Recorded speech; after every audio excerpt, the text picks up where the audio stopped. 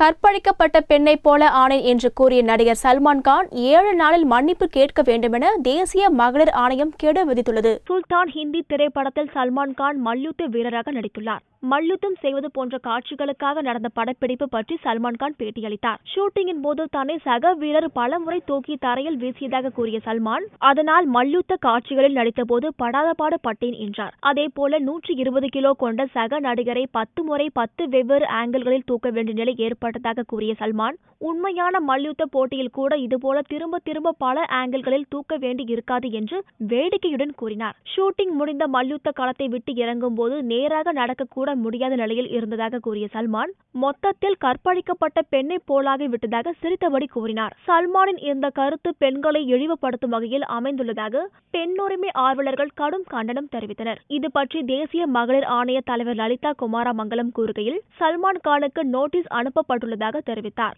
7 நாளில் மன்னிப்பு கேட்க வேண்டுமென அந்த நோட்டீஸில் சல்மானுக்கு கெடு விதிக்கப்பட்டுள்ளது.